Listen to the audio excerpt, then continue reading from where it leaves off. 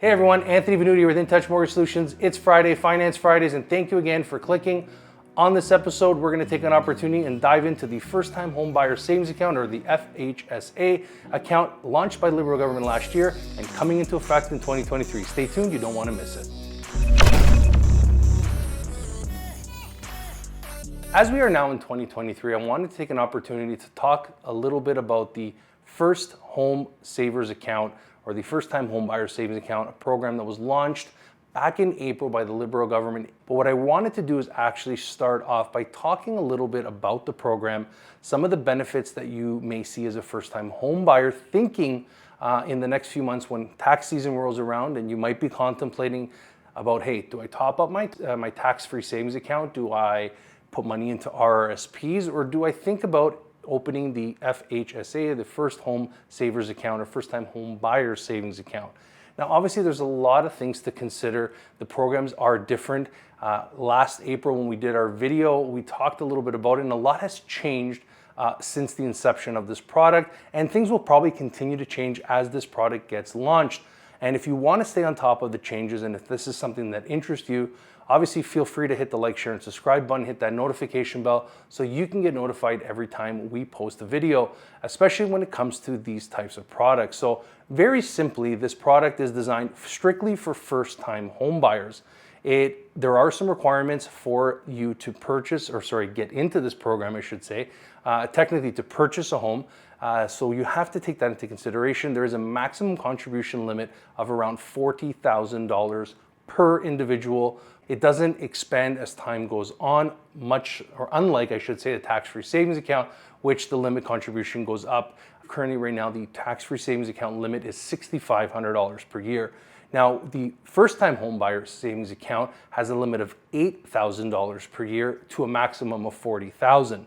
Now, obviously, if you are purchasing a home with a significant other or partner, that can actually double to $80,000, or total contribution of around $16,000 per year that you can both put into this specific savings account. And we'll get into that a little bit more. So it's important to understand that the first-time home buyer savings account is a little bit different than a tax-free savings account. And by that I mean, if, for example, you pull out money from a tax-free savings account, because it's tax-free, you don't necessarily have to claim that money as income, right? That money you can pull out tax-free at any given time whenever you desire to pull that money out, and for whatever purpose you need that money for. However, unlike that program, the tax-free savings account is different than the first-time home buyer savings account, because any funds that are in that account and that you decide to pull out, and if it's not for the purchase of a home, will be taxable. So you have to keep that in mind. Now, a benefit to the first-time home buyer savings account, unlike a tax-free savings account, is that when you contribute to the account, you actually get a tax credit, or you actually see your money come off your taxes that you need at the end of the year, much like an RRSP. And this is very important because these two products are different. And when you think about RRSP, you're thinking long-term generally, and there is the ability for you to pull out up to $35,000 if you have that money invested in RRSPs. However, with the RRSP and the HBP, or the home buyer's plan, you are required to pay that back in 15 years. Where when you use the first-time home buyer's savings account, you do not need to pay that money back, and the account gets closed once you've purchased a home. So there are some distinguishing factors, and if you stay tuned to the end of the video, I'm going to post a chart that's a side-by-side comparison that you can actually just take a snapshot of it on the screen, and you can actually refer to as it breaks down the different components and some of the limitations. So I want to get into some of the details, or some of the limitations and exclusions. So first and foremost, with the first-time home buyer savings account, you need to be eligible for the program. And in order to be eligible for this program, you must be a Canadian resident, or a resident of Canada. The other thing is you must be at least 18 years of age or older. And the most important criteria for this product is actually that you have not owned a home in the past 4 years, or the 4 calendar years. So let's say hypothetically you owned a home previously in the past, maybe been with a significant other, an ex, a spouse, anything along those lines. Let's say you owned it in 2015, but you haven't purchased it, you've been living at home or you've been renting, you are eligible as long as it's been 4 years. So you have to be very cautious of that. One other important element is that the program itself is valid for about 15 years. So from inception to the end of the product, you have about 15 years to maximize your savings. And at that particular point, if you don't end up purchasing a home, the money is not in vain. You can take that money and you can transfer it into your RRSPs, or you can put that money into your tax-free savings account if you have the room available to contribute that amount. So you have to keep that in mind. Now, when you're looking at the funds, so you don't necessarily, you can have a mixture of different funds. You can have your own savings, you can have RSP, you can have tax-free and the first-time home buyer savings account in conjunction. And you don't necessarily have to use the first-time home buyer savings account as a down payment or a deposit, although I see that is probably the stream that most Canadians will probably apply it to. But as long as you've purchased a home and you have an actual arrangement or agreement, you can actually use those funds for closing costs, for furniture, for any type of item that you need for the home, as long as there is a home purchase that's happened in the calendar year of when you're filing to take out that money. So that's very important. It's not just for deposit or down payment, but you can use those monies for renovations of the home, anything to do with the home itself. As long as you've purchased the home, you can use those funds. Now, as we were talking about some of the things that you need to be eligible for in order to withdraw, like obviously when you're withdrawing those funds, as long as you purchased the home, there are some things that you need to pay attention to. Obviously, as I talked about in some of the earlier criteria, you need to be a first-time home buyer or have not purchased a home in 4 years. You need to also be residing in Canada when making the withdrawal.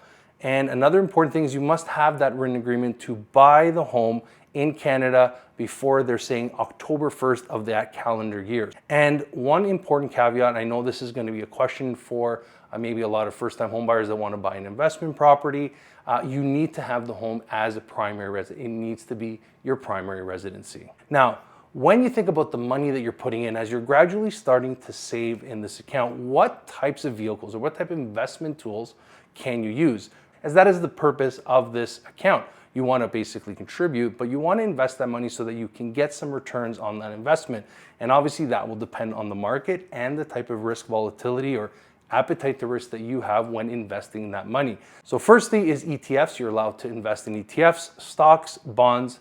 You can keep the money in cash in the tax-free savings account. You can also do mutual funds and GIC. So these are some of the vehicles of which you can use now, depending obviously, as I mentioned, on your appetite to risk.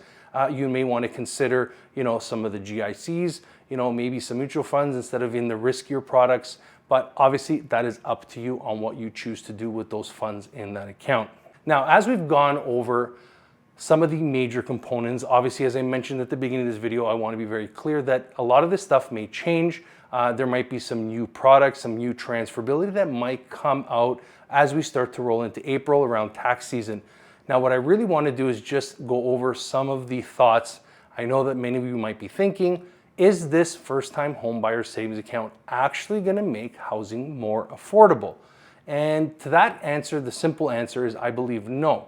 And the reason why I don't think this is going to make housing more affordable is because let's say we have a pool of buyers that capitalize on this product. That just means there's more clients or more consumers that have this account, have the money available to them competing for the same amount of homes.